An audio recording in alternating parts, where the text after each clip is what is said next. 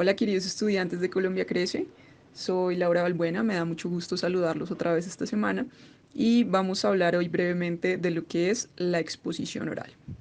Para comenzar a hablar de esto, quiero que tengamos un poco claro de qué se trata como tal la exposición oral.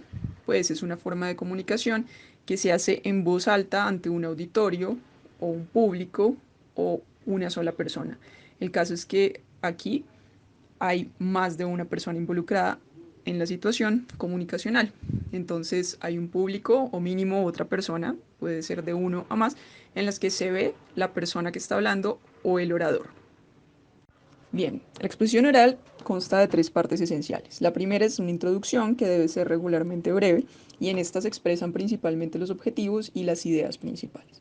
Después viene el desarrollo, que es el gran cuerpo de la exposición y es la parte más extensa en sí. Y finalmente debe cerrarse con una conclusión que también debe ser breve y que debe ser muy sintética, en la que se resumen las ideas que se han ido exponiendo. Muy bien, antes de hablar de las características, voy a hacerles una brevísima exposición oral para que luego identifiquemos a medida que expongo las características algunas cosas dentro de esta breve exposición oral que les voy a hacer.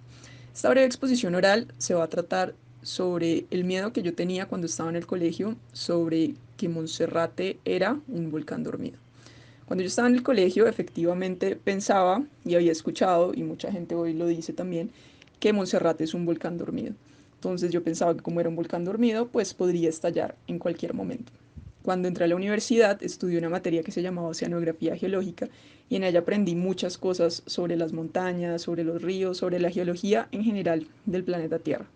Y bueno, primero aprendí que Monserrate no era un volcán dormido como tal, sino que era un punto donde hacía muchos años había existido un volcán, lo que seguramente había hecho que pues ese cerro se terminara formando, pero que no existía ninguna posibilidad de que un día mágicamente el volcán, que supuestamente era Monserrate, hiciera erupción.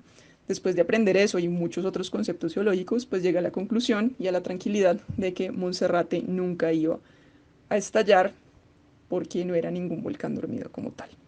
Listo, entonces ahora hablemos de lo que son las características.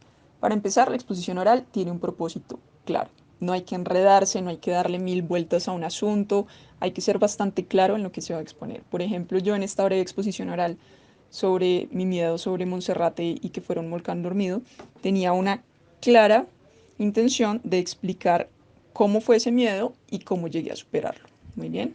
La segunda característica es que se adapta a la audiencia. Del mismo tema se pueden hablar de muchas formas. Entonces, esta exposición, como era algo corto y sencillo, y pues digamos para ustedes, no para un científico o para una persona que de pronto tuviera conocimientos más detallados sobre la oceanografía geológica, pues simplemente utilicé términos claros, utilicé ideas que pudieran ustedes entender de manera fácil y no complicarlos, porque digamos si fuera ante un científico o ante una persona que supiera más de ese tema, hubiera podido ser un poco más específica sobre otros asuntos. Entonces es muy importante tener en cuenta la audiencia ante quien se va a hacer la exposición oral. Muy bien, lo tercero es las partes que ya referimos, ¿no? La introducción, el desarrollo y las conclusiones. Aquí claramente yo empecé introduciendo la idea, hablando sobre el miedo, sobre esa idea que tenían, que también tienen hoy en día otras personas. Luego desarrollé cómo superé ese miedo a través de el conocimiento que obtuve en esta materia que vi en la universidad y cerré con las conclusiones sobre cómo había terminado ese miedo después de esa experiencia del conocimiento. La cuarta es que evita detalles innecesarios, ¿sí? Yo, por ejemplo, les hablé de esa materia que vi en la universidad, pero no entré en profundizaciones innecesarias sobre eso, sobre, no sé, en qué año fue, o si me pareció chévere o no me gustó, o de pronto que en esa materia también aprendí muchas cosas sobre el funcionamiento del ecosistema de los océanos, porque no era pertinente con lo que yo estaba exponiendo como tal, utilicé solamente lo necesario, ¿sí?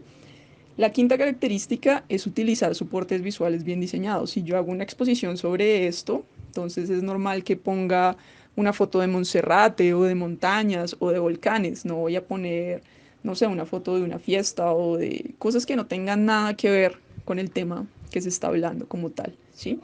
La sexta característica es que se fomenta la participación del público. Pues en este caso solamente yo les doy el video y ustedes lo van a escuchar después, pero si fuera, digamos, una conferencia presencial, yo podría decir al final como, bueno, tienen alguna pregunta, quisieran preguntar alguna otra cosa. Esa es una forma también de fomentar la participación del público o también incitando al público a que piense algunas cosas a través de preguntas u otro tipo de recursos también se puede hacer.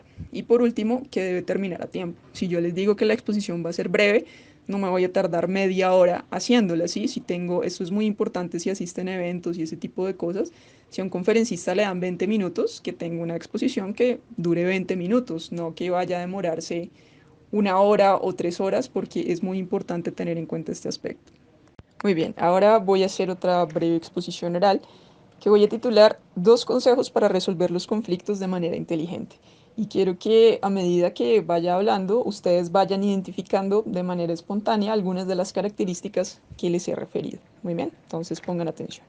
El primer consejo para resolver los conflictos de manera inteligente, que creo que es el objetivo que todos queremos lograr cuando tenemos algún conflicto, es no actuar impulsivamente. ¿Cuántas veces en la vida nos ha pasado que inmediatamente de ser agresivo o de responder con un insulto o algo así, tenemos la noción de, ah, carajo, no debía haber hecho eso, o hubiera podido solucionar mejor la situación si no lo hubiera hecho de esa manera? Para no actuar impulsivamente hay que comenzarse a entrenar y detectar esas situaciones en las que actuamos de manera impulsiva y replantearlas. En vez de simplemente acudir a esa respuesta inmediata, parar un poco, detenernos y pensar en cómo resolver de manera inteligente la situación. ¿Qué quiero lograr de esta situación? Con esta respuesta que voy a dar, ¿qué consecuencias voy a tener? ¿Esto va a empeorar la situación o va a mejorar la situación? ¿Es mi objetivo empeorarla o solucionarla? Entonces, si por ejemplo alguien me dice algo que no me gusta y yo quiero responderle con un insulto, ¿esto va a empeorar o va a mejorar la situación? Y yo lo que quiero es empeorarla o solucionarla de fondo, ¿sí? ¿Me ha funcionado esto de manera efectiva antes para solucionar la situación o por el contrario me ha ayudado y ha contribuido a empeorarla?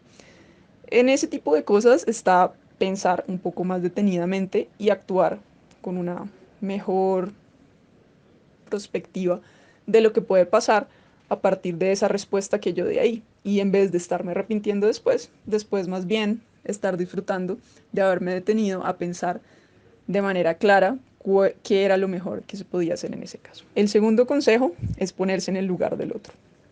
Uno dirá, bueno, pero si alguien, por ejemplo, me dice algo que me molesta, por ejemplo, ¿yo qué culpa tengo? Y bueno, ¿por qué no pensamos qué le está pasando a esa persona, por ejemplo? ¿Será que esa persona tuvo un mal día? ¿Será que realmente piensa de esa manera aversiva contra mí o es cuestión de otra persona? No me ha pasado, por ejemplo, a mí alguna vez en la vida, no sé, que salí del trabajo disgustado con mi jefe y me encontré, no sé, con mi amiga y le respondí de manera agresiva sin que ella tuviera nada que ver. Y sí, uno reconoce después que no era su culpa, pero estaba disgustado o algo así. ¿No sería chévere que alguien se hubiera puesto en nuestro lugar y hubiera pensado un poco más en detenimiento, que estábamos en una situación un poco complicada o difícil en ese momento y que nos hubiera comprendido? Pues, ¿por qué no empezarlo a hacer con los otros? De pronto, si lo empezamos a hacer con las otras personas, las cosas se comiencen a retribuir hacia nosotros también. Muy bien, esa es toda la exposición oral que les quería comentar y finalmente vamos a hablar del taller. Voy a darles dos opciones de taller para realizar en esta ocasión. La primera es que si pusieron atención a ese segundo ejemplo que di sobre exposición oral, sobre los dos consejos para resolver los conflictos de manera inteligente, pongan por escrito las características que he mencionado, que bueno, son 7, pero si detectaron menos, por lo menos 5.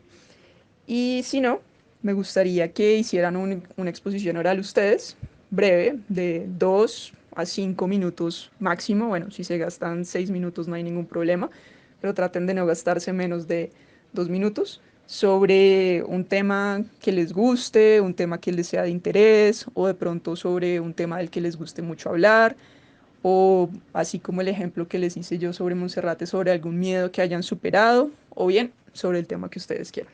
Bueno, eso es todo por esta semana. Espero que hayan aprendido y les haya resultado útil algo de los que les he contado aquí y nos vemos después.